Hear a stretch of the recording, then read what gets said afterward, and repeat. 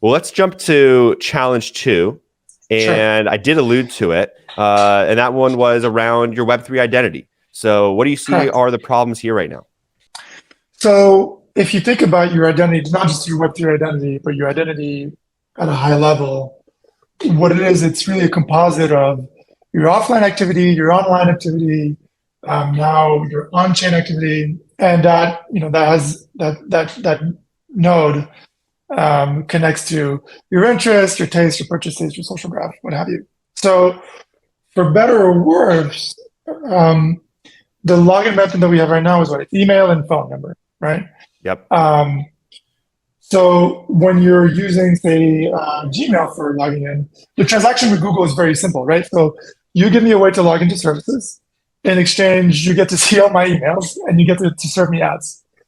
Even though not everybody sees that exchange, I think it's at least it's well contained enough, um, such that if you connect to a service, they don't see all your emails. You know that only Gmail gets to see your services, Yeah. your emails. Um, for Web3, when you're connecting to a service through your wallet, you really don't have any control over what part of your identity you're exposing, right? Assuming you've set up multiple addresses and multiple domains, you can, if you want, say, okay, I'm gonna log in with this address or with this domain, which means that they will see only this kind of activity or that kind of activity. That's very hard to do right now, and there's not really any help. I'm sure Unstoppable Domains is trying to get there, but but the fact that one you need to do a lot of active management around that identity, and two that you don't have any control over what part of information you're actually giving away, I think is a real problem right now.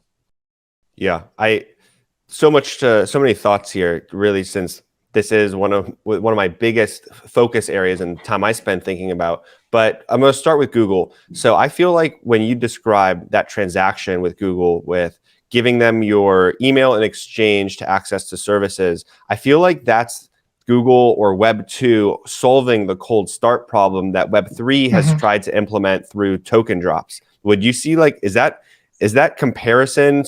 Am I stretching that a little bit, or would you agree a little bit? Because I see them saying, hey, you get this for free in exchange for like coming and using our services, and Yeah. tokens, we'll do an airdrop of tokens. You just have to be an early user and come sign in. Mm-hmm. So I kind of feel like there's some similarities there. There is the I think the fundamental difference here is that email as an auth method or as an identity method actually came after the first use case of email, which is communication between people, Mm, right? It sort of grew into that.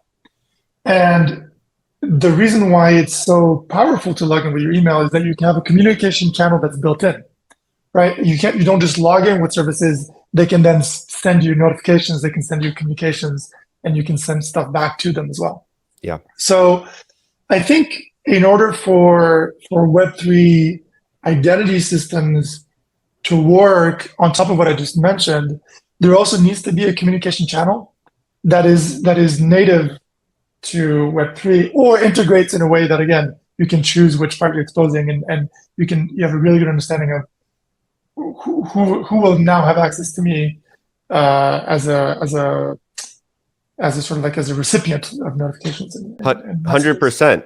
100%. Like when you log in with a wallet today, you eliminate the ability for any DApp, or maybe it doesn't even have to be a decentralized application always, right? Sometimes they still have Connect with Wallet, Mm-hmm. but you eliminate that service from being able to reach out to you and communicate. And that could be as simple as, hey, we just dropped a new feature, or hey, here's a reward, Mm-hmm. or, if you can give us this information, we can then serve a better user experience to you. Right. And so Yeah. definitely it's something we're thinking about on Unstoppable. And I'd like to share with you two things, because I think a lot of people in the Web3 space aren't all familiar with it. It's hard to keep up with every project, all the features they launch. But two ways I think I'm going to, since I said at the beginning, I want to talk about not just the problems, but how some people are thinking about solving these, is you talk about communication channels. So we'll address that. With your NFT domain at Unstoppable, you can actually use it as a email.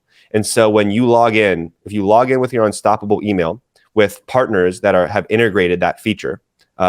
You can permission them your email, and that it's an email associated with your NFT domain. So if you're raph.nft, your email would be raph.nft@ud.me. And your personal, let's say your Gmail account, raph@gmail.com, your personal one is private, and the NFT email forwards the communications to your personal one. So this is something we just launched like a month ago, but I would say, most people aren't familiar with this. Again, this isn't integrated in every dApp you're using out there, but I do think it's a step forward in addressing that communication channel that wouldn't be possible if you were just logging in with your wallet. So I want to share that one with you. And then the second one, I think you talked about exchanging data between yourself and the application. And when you log in with a wallet, you kind of expose all your NFT holdings.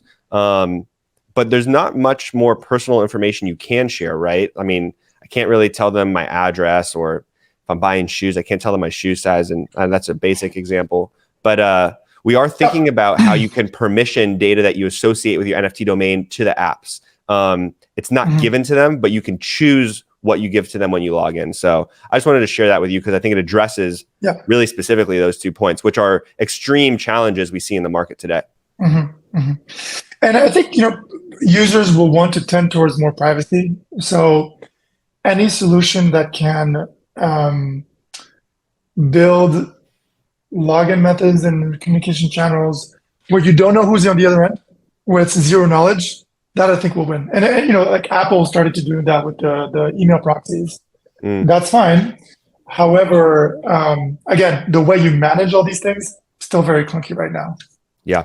So you see we need communication channels, we need data permissioning that still has a baseline of privacy, but you want to see that active management become easier and maybe less of a burden on the user. You're listening to the Unstoppable Podcast, the go-to place for everyone to learn about the latest innovations in Web3, NFTs, and the decentralized web. Welcome to the metaverse.